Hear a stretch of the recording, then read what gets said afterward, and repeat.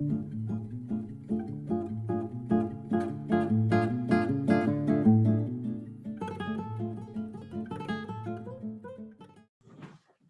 right, welcome in everybody. Another 5 minutes with Sean, maybe 10 sit-down editions, so you know they're going to go further than that. Obviously, when we're doing these, a lot of fun today. There's been a lot of discussion recently in the industry about analytics and looking at the sort of next level. And so the timing of our next guest, Pedram Faed, it couldn't be better. Pedram, how are you today, man?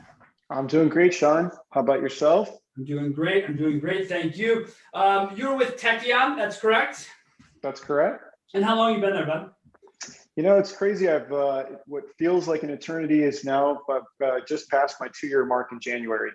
Wow, 2 years. That's crazy, because when you and I first connected, you were sort of, it was just before that. It was when you were in the role you were in previous. And I remember when you got this. So that's really cool. And you guys are obviously growing and on fire. So kudos to you and your team and your leadership. It seems like you guys have as you said in the pre-show, a dedicated workforce, which I think makes a ton of difference. Yeah, absolutely. So as is with customary this year with most guests, we are turning it over to you, the guest, to hear what you want to talk about.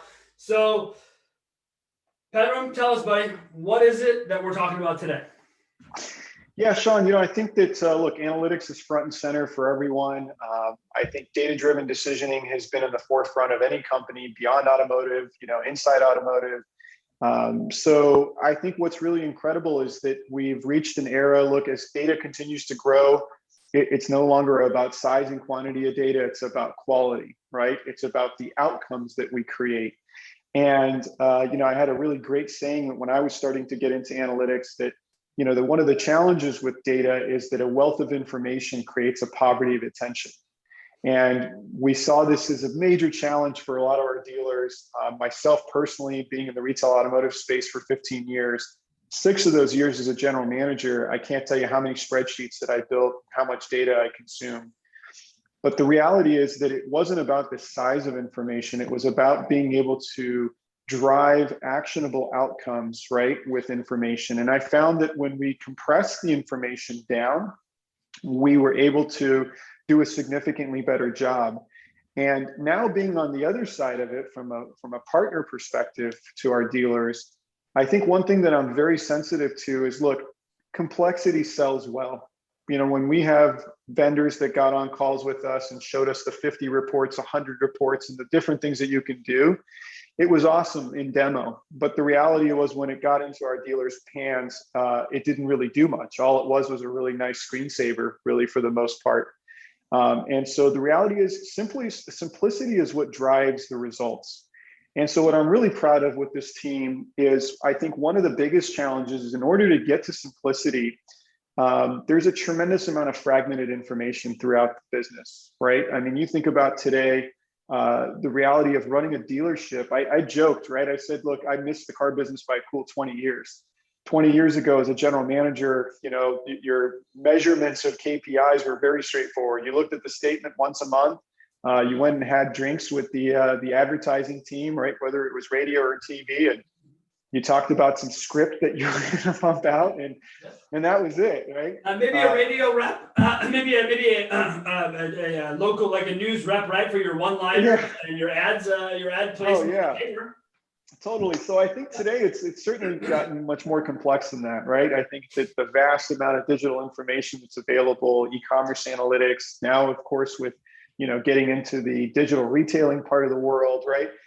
Which is really fascinating, because we're able to kind of create what, you know, for the longest time, I think dealers, we've all looked at what we call lagging indicators, which is transactional data from our DMS, from our CRM. But as we start to kind of explore the frontiers of, you know, looking at e-commerce in truly a kind of a shopping cart strategy, which I think all of e-commerce has been able to do, right, since the beginning of the websites, dealers have kind of been behind the 8 ball on this. So we've always kind of like analyzed, you know, post-transactional data. But I think as we get into this arena of finally maturing, you know, e-commerce data and truly having the ability to execute a sale now online, I think that the data points are going to become even that much more rich. And it moves us into leading indicators, right? I think one of the biggest challenges, whether it's, looking at Google Analytics or attribution models in marketing, we've always kind of reached this maximum point of like analysis, right? I'm sure, you're an expert in this, that you can only digest and consume so much information. Then it gets to like the leads channel, right? Yeah. So then we're all sitting around going like, well, who do we give credit to in attribution? Because we're never able to connect to the shopping cart of a checkout, right? Right. But in any other e-commerce platform, that's a big piece of it. So I think that's a major piece of the frontier that I see the future of where things are moving is we're starting to get a better understanding of the levers and mechanisms of, well, what created a customer that really truly lent to a purchase without having to fragment all this data. Got it.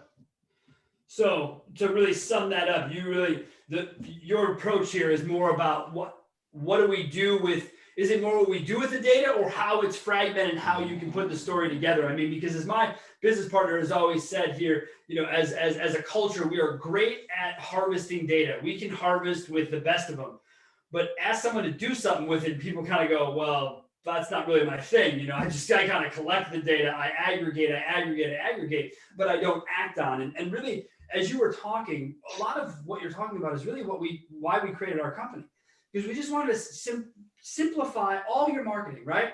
I joke with people, I can set up $100,000 budget in a 2.5-minute video. I can show you every point that matters to you right now with the structures that we have, taking all of the fragments, like you're saying, it's even in advertising. Every dealer's back end, right? They all have a separate back end. So then that data is set separate. Then the separate, e-leads data, CRM data sits here that you want to look at the last click.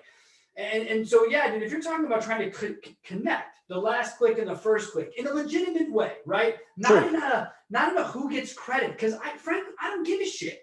I really do not care who gets credit. I just want to understand, is the display marketing or is Google's new discovery advertising, does that pencil through to actual usability? Yes, I see green on the screen. Yes, I see green in the analytics. Yes, I see green in the goal conversion. But does really, what they used to say with NADA, 1,000 VDPs equals 8 car deals? First of all, where do we get that math? And second of all, how do we validate that? So when you look at data, the way that you do, man, when you get into it, how did people? Your system's based on defragmentation. So your whole thing is bringing it all together. We know that everyone's on your cycle. So how do we get people, how best do people use and get their data together? I guess is my question to you. Yeah, I mean, I think it really starts first with, when you just look at the ecospace of retail automotive, the reality is, look, I think the complexity of sales and service has gotten to the point where the initial DMS systems, of course, were just, they were system of records, right? They were accounting systems that were designed to help, finalize, transact, and record the sale. But the reality is we started to see a more sophisticated environment, and it started really with service, right? Appointment scheduling, then multi-point inspections, and then now we see it in sales, right? With digital retailing. So we all know that the problem is every time you do these hops, right? There's a degradation of data. And so then we're passing information back and forth. And that same workflow that's, friction driven for consumers becomes a friction driven problem for, a consumer of data, right? So one of I think the biggest value points of having a product like ours, a vision or mission like ours, and really this is a testament to the CEO of our company, Jay Vijayan, is that, the experience should be seamless, right? In the same way that I think as dealers that we seek a seamless experience for our customers to be able to purchase or service a vehicle, dealers should be able to seamlessly, work with a lot of the suite of tools across the system and then be able to drive insights of what's working and what's not. But I'll tell you something that's really important, Sean. You asked about how do I look at data and how do we stage data? Good data products is kind of like reading a good book, right? And I'm sure that, in all the thousands of books that you've probably read, there's probably been a host of books that you've read. You're like, I'm not really clear. Chapter 1 started here. Chapter 2 started to get to here. And that's what gets you to disengage from the book, right? I think there's a lot of people who have written 300, 400, 500 page books that are just not interesting to read. But then there's also like 3, 4, 5 page articles that you're like, man, this was amazing. I got so much information from this. And it draws you to want to come back to learn more. So I think if I was to tell you, I said, look, certainly selling and servicing, managing the analytics of a dealership is not a one-shot kind of deal, right? Yep. There's subsets of the business. Certainly there's new, there's used, there's wholesale, there's service mechanical, there's service body, there's parts, and there's subset of parts. And I think that this is where things have gotten really complex for the entire industry. So when I talk about storytelling, when I talk about, well, which direction, what avenue do we start the discovery in? Because we can't just hop over to the web analytics, or we can't just hop into transactional things. I think storytelling has been a missing link, right? We've had a lot of technology players try to build products for us, but I do think that there needs to be an equal partnership to say, how do we take business context? Like, what's the outcome, right? That we're all shooting for? And then how do we tell a story to the outcome? I think that's how we look at it. And that's why I told you, look, complexity sells well, because there's a lot of people that could talk to you about the thousands of reports that they want to run. But when you're in the actual trenches and you're in the front lines, you don't need 1,000 reports. What you need is, information at the right time to tell you what to do so that you can right-size your business. And you talk about that in two ways. So I think about it like this. So first I think about the fact that everything's been Frankenstein, right? So you have DMSs, then all of a sudden DMSs were like, yeah, this isn't going to fly. You guys can't just use index cards. We're going to need to get some sort of way to keep the data outside the DMS, because that's transactional and that's what we care about, versus the actual customer retention programs. Thus the CRM is now born, and then the CRM space explodes. Yet no one from the DMS space could really do anything in building out their DMS to look like a CRM. And so boom, we add that. And then somewhere in the late 90s, early 2000s, the internet lead management programs became to bolt on. And it sort of keeps going and going and going. And that's what always been my problem with the car business and tech coming into it, is that I feel like so many people put the tech before the people, and it's like, it's DR for me, really. When I look at it, bud, because every time we talk about DR, the outcome is sell a car online. No, yes, I understand what you're saying, but no, that shouldn't be the outcome. The outcome should be, does that what the user wants to do? Does the user want to complete the transaction via phone, via online, or via in person? Those should really be the choices. I don't know why we have to talk about selling a car online. You talk about it as an e-commerce card. I hear you say that and I kind of cringe, because I'm like, it's not, I wouldn't check out myself with a brand new car. I wouldn't check out online. You're talking about getting myself through the process. To me, that's what I hear when you say checkout cart, is through the process. Like my wife loves to open carts, and then she sits on them because she knows certain advertisers will ping her with an email going, hey, what's with your open cart? Here's 15% off. And she knows it. And they know she knows it. They still send it to her. And so but they only know that because they're plugged into the whole journey of her user, right? Her experience from her opening her emails to clicking the links to opening the cards. They're seeing all of that. They know how to act on it. That's what you mean when you say e-commerce, right? You don't mean 100%. Transact for $100,000 online. No, it's an excellent point. And it's a great way to clarify that, I think that the definition, to your point, of e-commerce metrics isn't necessarily the shopping cart outcome. Right now, I will tell you one thing that's really fascinating, and I see this discussion happen a lot on LinkedIn, in our community in automotive. In the very beginning when DR came out, of course, just like everybody else, I was like, oh man, I was a total naysayer. I'm like, no one wants to buy cars online, et cetera. This eternal battle, right? And I really give credit to companies like Roadster, who continue to, focus on a mission like omni-channel. They said, look, it's not about one way. It's about, look, somebody's going to want to maybe get to this far of the journey and answer as many questions as they can. They want to pick up the phone. They want to send an email. They want to walk into the dealership. I think we all got really focused on that success outcome of, did they buy a car? I think everybody was trying to immediately just get a kind of digital uplog, right? And say, hey, 10 people showed up.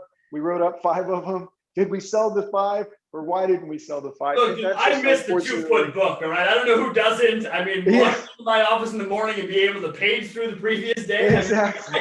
Right? There's nothing better. But here's the thing, though. See, when you say that about the evolution, here's another bolt-on product as far as I'm concerned, because now what DR has done in this weird way is it's said to people, well, what if my salespeople used it to walk people through the journey? And you look at yourself and you go, are we serious? Like now we're going to just sit here and you're going to bring a customer in and you see lead counts. That's why people got to be careful of raw data too. You see a lead count of raw data, 200 leads. Oh my God. Well, hold on. How many of those did you initiate in the showroom? Oh, 180. Oh, okay. So it's you hear a number, you associate, and you move forward. You got to be careful with raw data doing anything like that.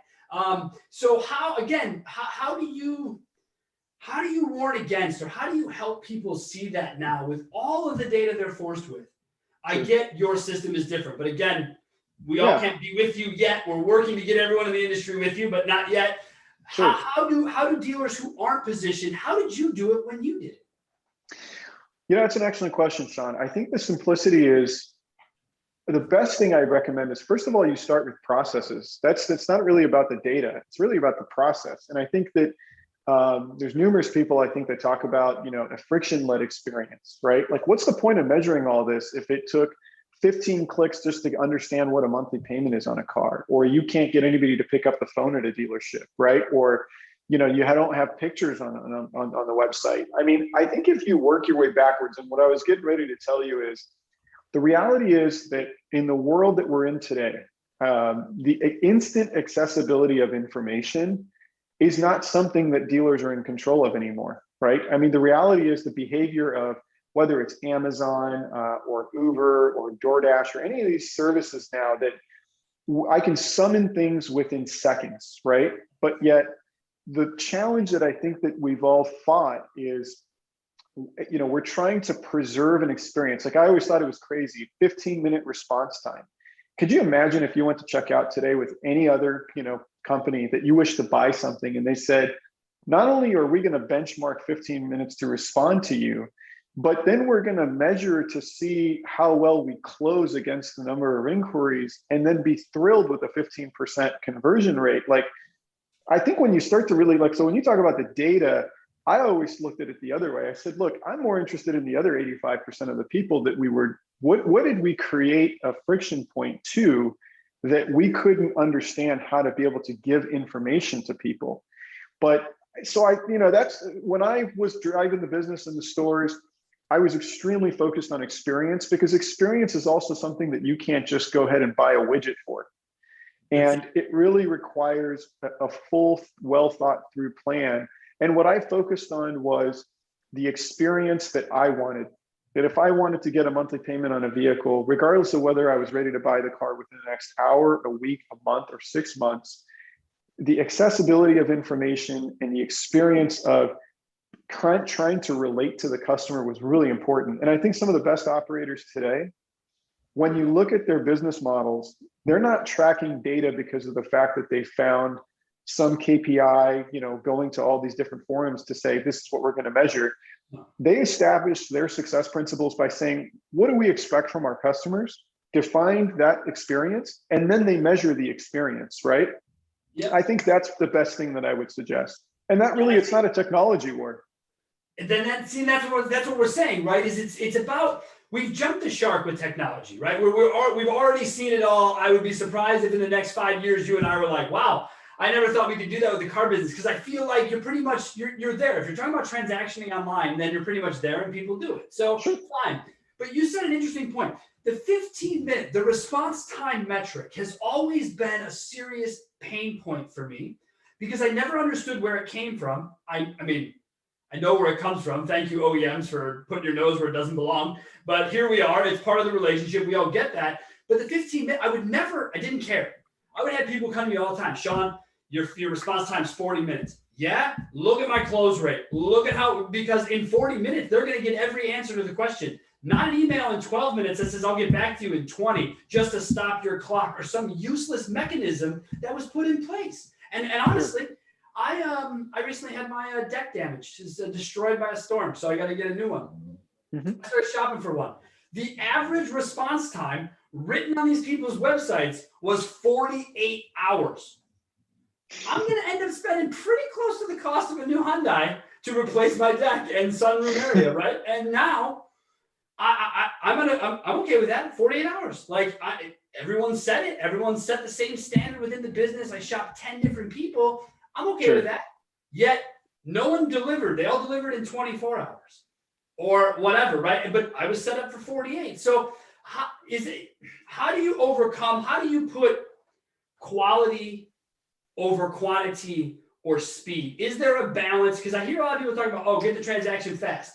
Well, hold on. Hold on. I can get McDonald's fast. Don't make it good for me. So how do we balance that part of the discussion? Yeah, I mean, I think it's a good point, right? I think anytime you're able to kind of delineate between quality and quantity, right? I think so. The quantity, to your point, is the 15-minute benchmark. But I mean, Sean, I'm sure in your experience, if I told you out of the 100 email responses that you looked at, if 100 of those emails, let's just say 85 of those emails said, I'd like to know a monthly payment on a car. What's the point of us trying to get to a benchmark of time that we can use technology to say, by the way, you can use this online payment calculator that is significantly more accurate than what we used to do in the past, right? Which was just a simple, like, put in a payment and then you completely had a disconnect of what the real payments were.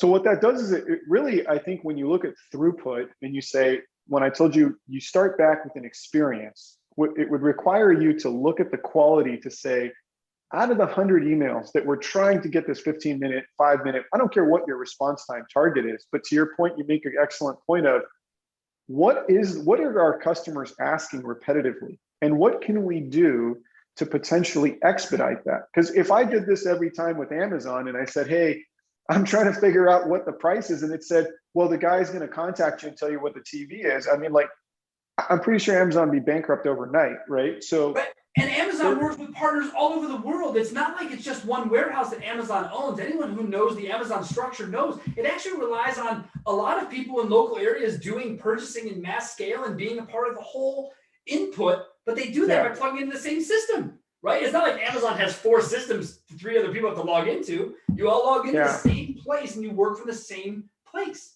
It's the difference. Well, and then so to carry that a little bit further, I think from like when you think about the experience again, right? Because again, this isn't about the data, it's about the experience. So even if we achieve the 4-minute response time, where we get to 30 seconds with some of the slick Ricks out there who figured out how to use autoresponders, right? To say nothing, just so we're all clear, like you've wasted everyone's time by responding in 4 minutes with you're going to respond in 4 minutes. I was going to say, the worst one is, of course, to be able to kill the clock and you respond with, hey, Sean, thanks for your inquiry. What can I help you out with? And clearly the customer in this, in the comments said, I'd like to know the lease payments with $3,000 down. Yeah, but we're worried about DR. We're worried about customers doing their own deals because we don't trust our own people to respond. So why not put them into a tool where they can work their own? Is that where you're going with this about the experience? 100%. If we couldn't do it right in 15, why not let them screw around for 30 on their own? Well, and I think it's about accessibility, right? I think there's one thing to consider that I think technology has failed to recognize, which is that, look, the uniqueness of buying a car is totally different than buying a TV or paper towels from Amazon, right? And as much as we'd love to hear, hey, Alexa, can you buy me a 2021 Sierra? It just doesn't work like that, right? I think that the fine frontline workers, the men and women who really do help bring car deals together, right? I mean, literally tomorrow, if you think about digital retailing, where it collapses is you take a customer who's a 622 credit FICO score with $2,000 down, $6,000 flipped, trying to buy a lifted truck. That doesn't necessarily, there's not a technology tool that solves that problem, right? But at the same token, I don't think we need to treat that customer any differently than somebody who's an 800 credit score buying a car without a trade. I think that there needs to be an experience that's consistent to say, Sean, regardless of your profile, the way that we're going to communicate, the accessibility of information to you is rapid fast, right? Because really, when you get the lead, what do? You walk over to a sales manager who has to construct the deal and share the information. These are all fragmented hops, right? They're experiences that create friction. And so the reason I tell you that it's not really at this point, it's not a data-driven discussion. It's really understanding that what's the friction point? Because once we establish that clear line of experience, then we begin measuring the data. Correct. And how could, we keep putting the data before the process. And I think that's really where it breaks. Again, I was referencing it when we were talking a little bit in the pre-show about a big baseball nerd, right? I read analytics books about baseball, and it's about this idea of creating what are you trying to do, right? If you want someone to be a better hitter, what do they need to be better at? One of the bigger quotes of this book was like, yeah, back in the 90s, we used to just tell guys, hey, you strike out too much. And then we walk away. Yeah. That was it. We wouldn't say, hey, you strike out too much because you pull your hip out or you move your shoulder, you bring your head. That was the answer to you as a person. It was, well, you do that too much. Have a good day. Now it's, what was the micro part of your swing where you didn't get out ahead of the plate? Now we're learning the things I was taught as a kid about, hey, wait for the ball to come to you, keep your hands back. No longer the case. They're making contact with a baseball 6 inches before it gets to the plate in some cases, these guys, and it's because of the new trajectory and the swing and the more home runs. It's all learned through data because the process was to make someone better. How do we do that through data? Sure. I love that.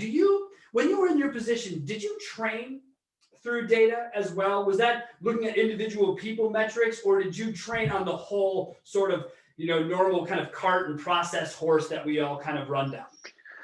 No, I mean, I think that, look, I've been a student of my own, systems from the very early on. I'll tell you, one of the first experiences I remember when I got in the car business was I worked with a sales manager who sat me down with an old Joe Verdi book. And if you remember those, in your monthly planner, you couldn't just say that I wanted to sell 15 cars. You had to work the math backwards and say, well, in order to sell 15 cars, I need to take 3 customers from service, 50 phone calls to lead me to a potential.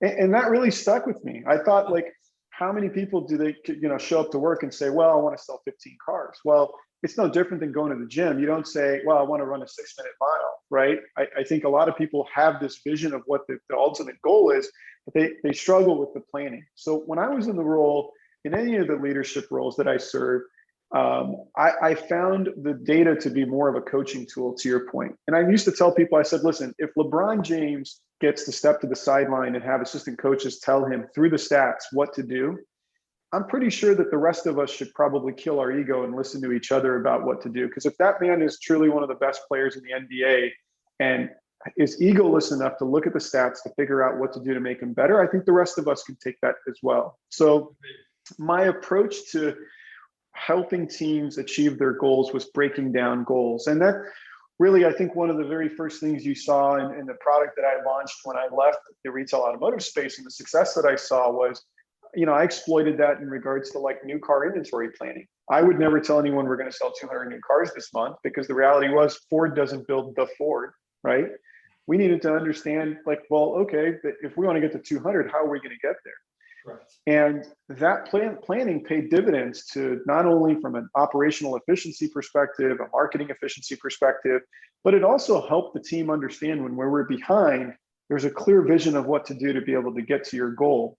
I think too often when we are behind, I mean, you talk about a time though right now where I'm sure that's really not top of mind, right? I mean, we joke that if you figure out where the open sign is at the dealership right now, you are just absolutely crushing it. Yeah, it's high tide. I mean, you got a lot of people going to break their arms, pat themselves on the back. And it's look, super good times. I'm all about it, because 12 months ago, our industry was as bleak as an industry could be. And I totally understand. Everyone deserves every single moment they're getting right now. But I would caution anyone to think that it's all of a sudden because you changed something or did something.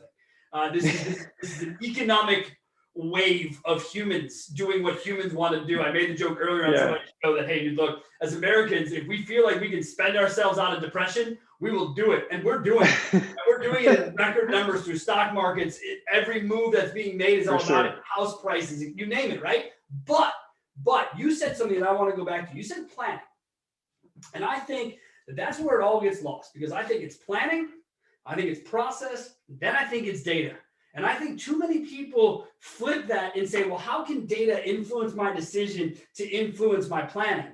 No. We're supposed to have a plan and then use data to validate, question, see if we've actually hit the target or not. I don't think it should be the way, I hate the way new car goals are set by manufacturers. It's just so, it's so irrelevant, right? It's just like, well, 23%. All right, go get it. All right, excellent. And I'm sure it's based on some economic standard I'm not aware of. Okay, I get that. Sure. But it seems arbitrary and fairly useless, especially with dealers that have trunk money and all the backup pays, that things that customers have no idea about. that we throw out in the world and we think they do, and it's just such a useless discussion. So when you look at planning from your perspective within, I want to ask you specifically about your tool and planning, because I know Sure. you guys, is that a mechanism that you guys build into your tool to help with that? Or is there a specific section for that? Because I know you guys are looking at all that very holistically. How does planning factor into the system you're all working on?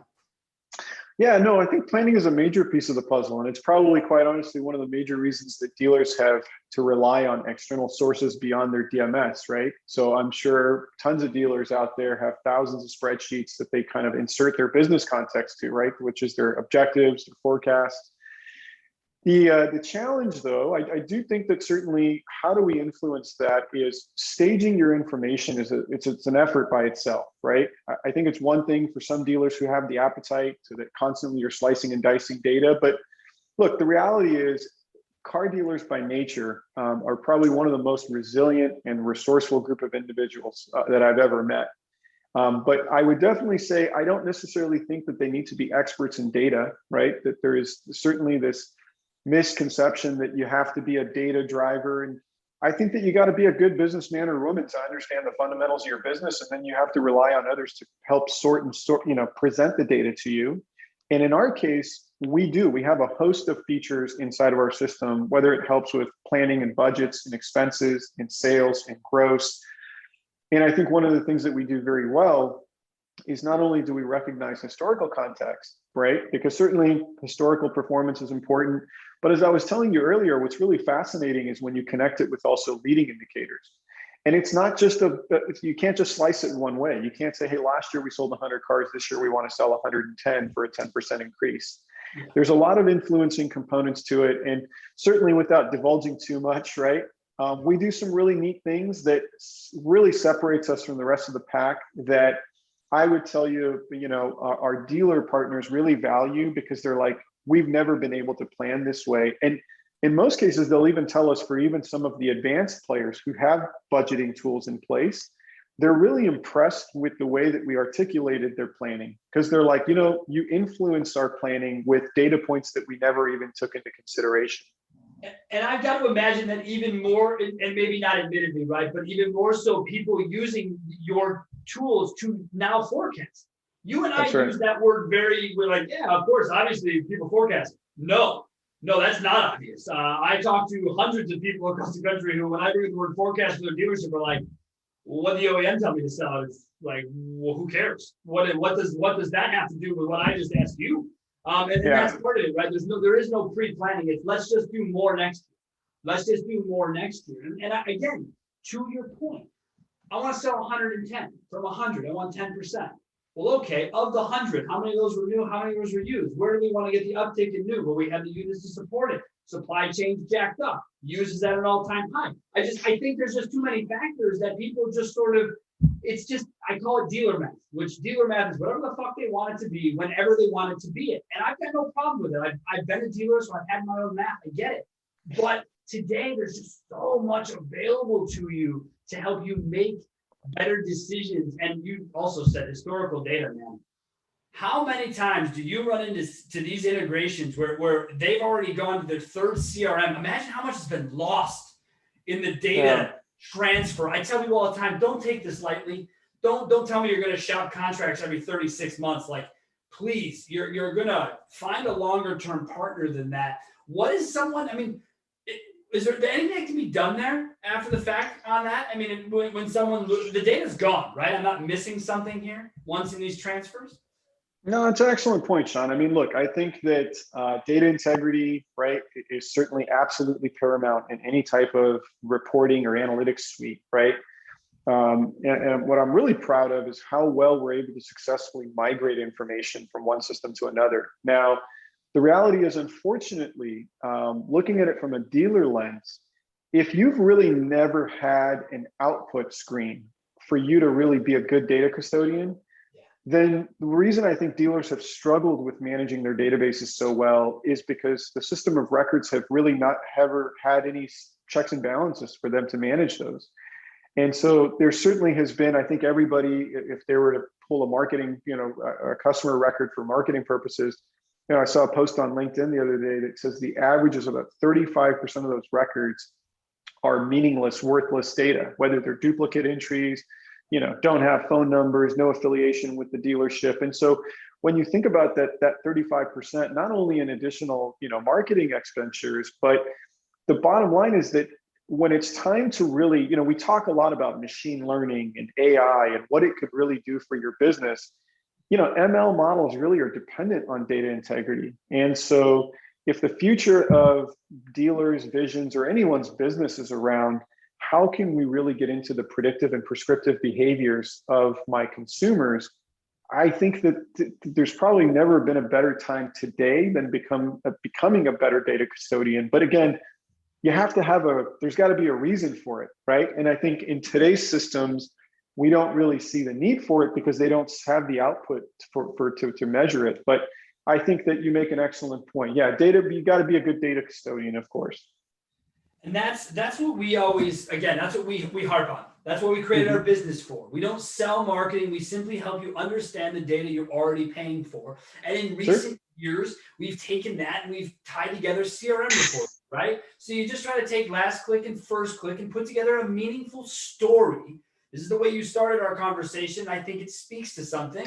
I think there's always a story to be told with data, right?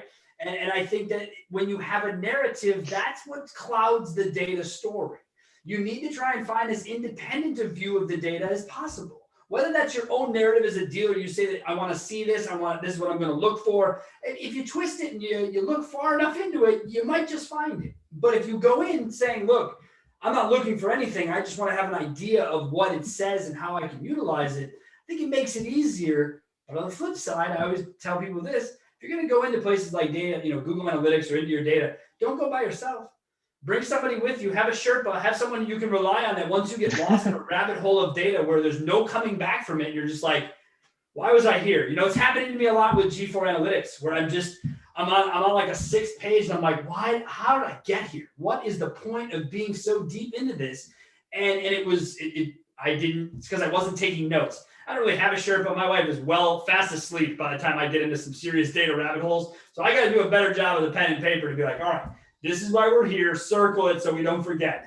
But so let me ask you, you got to wrap this up and look at it because what you want to talk about is the fragmentation of data. And I think it's a huge issue. You brought it up probably 3 or 4 times. And every time you bring it up, I think to myself, so many different silos of data to pull here, to pull there, to bring back, to have there.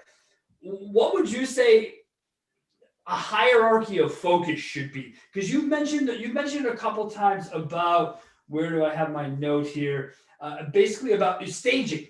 When you say staging your data, can you go a little deeper into that to kind of close this out for us and give me a hierarchy of, not a hierarchy, but yeah, I guess it is, of how you would look at that from a sales to a marketing to a, how best, assuming we can all collect our data points, how best do we stage them to make a good story?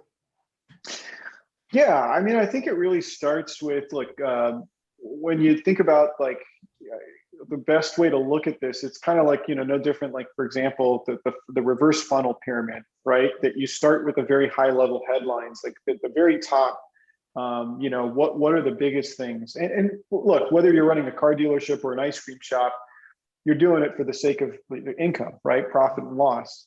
So when you start a story and say, well, what are my objectives, right? My objective is to make a certain amount of gross, and run a certain level of efficiency with expense. And when you think about the complexity of a dealership and just so many levers and departments that are involved, when you start at that level and you break it down and going back to the forecasting and planning, I think this is where it gets a little convoluted because really in order for you to start the storytelling, it has to start at the very top with the objectives. Then it has to start into a departmental objective. And I think somewhere in between that, so when you're looking at departmental goals, you have to quickly assess, well, where is my business succeeding? Where does it need my most amount of attention? Because you can't just run to your website and say, I'm going to just study the heck out of my website to figure out what to do. I think going back to that to say, look, if you have, for example, I think everybody's absolutely crushing it right now in new cars. So if we were all sitting around and I said, Sean, we can either continue to do this analysis on new car performance or, if we're running a 50% fixed ops absorption and we have a bigger opportunity in service, why wouldn't we chase the data on service? Why wouldn't we be looking at consumer scheduling, right? To see how are our consumers scheduling? Yeah, right? prioritization. It's not only a hierarchy, but within the hierarchy, there needs to be priority to make sense of it. Because if you want to sit around and, tell everyone great job, and we keep telling everyone great job of selling new cars, we can do that. Or we can dig in and we can find out what the problem is. All right, cool. So we've got the objective followed by the priority within that. And again, the departments, the way that sets up. Where do you bring in sales and marketing data, or is that sort of once you establish those two, then that comes later? Where do we go from the priority? Yeah, it's interesting. So I think sales and marketing is something, like I've always said, any business is either struggling with either a sales or revenue issue or a conversion issue. We either don't have enough customers or we don't do a good job, right? When it's time to convert. And conversion is really defined in so many different ways, whether it's lead conversion, such as what you and I were talking about earlier, and appointment response times. Conversion could be dollar per RO. It could be PVR, the front or the back. But I think that when you try to get to the subset of information, you probably have to ask yourself, because if you don't have enough opportunities, right? If there's no revenue, if there's no customers, why would you get trapped in measuring conversion? Or inversely, I've seen what we call vanity metrics are conversion metrics. Dollars per RO, hours per RO. They're excellent to really keep a monitor of health of your business. But the reality is you really need to isolate the two and understand revenue versus conversion. They're two different things. And I think marketing is probably a combination of two. But I think that today, Sean, I'll be 100% honest, I think dealers have more customers than they know what to do with. And a lot of it has to do with what's my business objective?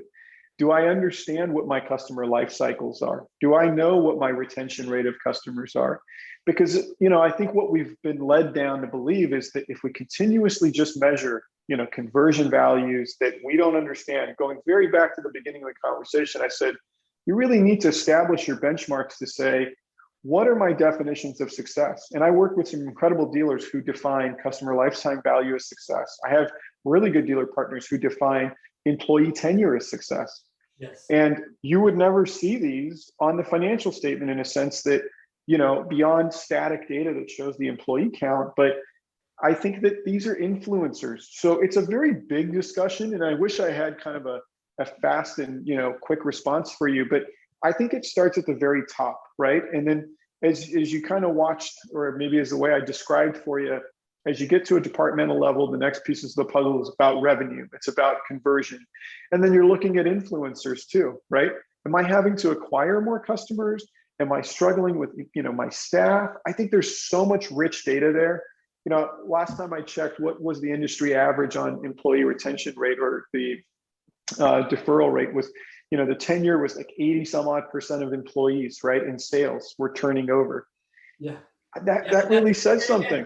To your point, I don't see anybody talking about building spreadsheets for how long salespeople have been with us. That wasn't something you keep. You're like, well, hold on, I got to go get my day average, see what's my average, employee on site. You don't do that because that kind of stuff will make you throw up. If you're really looking at it, I mean, if you're really tracking it, it will make you throw up. If you care about your job, you care about our industry, the turnover is absurd. And you see the post every day on LinkedIn, people like, hey, salesman here, didn't fit the culture, got let go, whatever. And you think to yourself, all right, well, it should be easy to find a job. Maybe not, because people aren't looking at the value of employees the same way. I mean, customer life cycle, no one's talking about that very often at all as far as a metric of success. And you're right, dude. I say it all the time to people. You don't have a lead problem. You got a selling problem. It's just, there's just no, it's just fact. And 90% of people have selling problems. They don't know how to get the sale from the people they already have in the funnel forward. Every month, it amazes me. My business partner, when we first started this company 8 years ago, he'd always say to me, dude, it amazes me that these websites see damn near the same number of thousands of people a month coming to these sites and these 1, 2, 3% conversion points, and the same next month, same thing happens, and then it all stacks up. But we're only selling 10% each month, and so the 80 just stacks, and then it's this.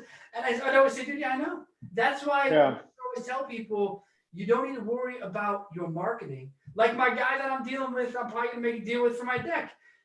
He says to me, yeah, look, I don't do much marketing. I said, well, hold on. What do you mean? I said, I've been doing a million different searches. You show up in every single one in the paid column with multinational companies. You're a local dude. How do you do that? Well, I don't know. I just give him the credit card. I'm like, dude, holy crap. You shouldn't be in all those searches, especially at the hours of night I was doing that. You should not be there. And so he was just like, I have no idea. He says, I know how to build decks. I don't know how to build data. And well, I don't know how to build decks, but I build data, right? And so now there's this conversation and helping. I think it's a really important part for people to understand is just because don't ever assume someone else is collecting the data that will be useful to you. Make sure you're collecting your data your way. I say it about all these providers. Paid search providers have 20 different acronyms for the same term, right? I tell people all the time, create your own spreadsheet, have your own data set, and make your provider fill that out. Well, Sean, what if I don't trust what's in there? Well, then don't do business with people you don't trust. I don't know what to tell you, but if you don't trust them to put it in there, what are you giving them 40 grand a month for? Then I'm so unclear as to why we would have this. So we'll wrap it up with this. What's the best piece of advice you have for a dealer dealing with what I call data overload in today's world? How is it from a GM's perspective? Because you said it's not a one-man job, and it is not. And I don't think that necessarily means internal or external. We find that our program works best with a mix. When we got a boots on ground director who can go, pound heads and get answers to questions we have, it's a home run.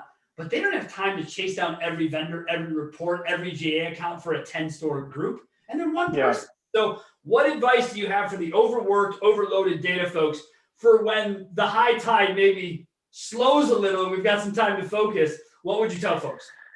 Yeah, the best advice I could give you in my experience, I've always told everyone, look, I've failed my way to success, right? And some of those things that I've learned is one thing that the car business unfortunately breeds is this, experience that, when you get to a point in leadership, such as maybe a general manager role, that you must know it all. And I made this mistake that I thought, I'm going to go get Google AdWords certified and I'm going to study this, I'm going to study that. And what I quickly realized is I had my hands in about 8 different things going on at once. And so my contribution to the business was diluted. And really my expertise was more on the operational side of the business. And if I was able to go back in time, what I would tell myself is, hey man, kill your ego, rely on the people who are experts in their fields. And especially as, marketing has gotten way more complex to that analogy I told you where I missed the business by 20 years, right? And going to having drinks with my radio or TV guy or gal. I think that my advice is don't get yourself trapped in trying to interpret all of this information. Now, I will tell you, as a general manager, you're responsible for the profit and loss of the business. Nowhere, unfortunately, on the financial statement is there a conversion metric or a lead metric. So those are obviously outputs of something that you need to make sure you have the right group of people around you. And I think to your point, you do need to have a team of people that you trust. You win big games with teams. It's not an individual sport. So my advice is that you can't, but the most important thing is as a leader in the company for the automotive industry, I can't stress enough to you that at least know your operational objectives. Because the worst thing that you can do is build a team and say, well, I just need us to be successful. Because that goes back to that broad statement of, well, where do you need the success? Is it in new? Is it in used? Is it in service? Is it in parts? And I think that if a general manager can stay focused in their area and rely on others to help support their business objectives, I think that's probably the best thing that could happen. That is a great piece of advice. And Pedram, it sounds like you would have hired us then, now that you know me, back if you were in retail, because we would just partner with you and we would make it easier for you. I mean, that's the goal, right? But no, all seriousness, all parts aside, make sure, guys, that you don't let OEM set your objectives to the point that he just made. Take ownership, make them your own, decide what it is that is most important to you, and have reasons for it. Don't just select, don't just be arbitrary in your numbers. It's time for 10%, it's time for 8%. Most businesses won't grow at 20% clip year over year for the rest of their lives. It's just, that's not necessarily how business grows. Not everyone is Amazon. It's different. So you take the context and time. Pedram, you're the best, man. I am so glad I got to talk to you about this. You made time for me. We take up a lot of your time. I appreciate you making it. And you guys can find him all over LinkedIn. His company is probably one of the hottest companies in the space right now. And so, dude, thanks again for coming on. I really appreciate it. No problem, Sean. Absolute pleasure, man. Wish you continued success as well. And it's great to have a partner like you in this crazy journey. Buddy, we appreciate you just as much. Everybody, thank you so much for tuning in. Don't forget to join us next week where we're going to have another sit-down interview with probably one of the most amazing salespeople I'm aware of on earth today. All right. Thank you so much. Have yourselves a wonderful week.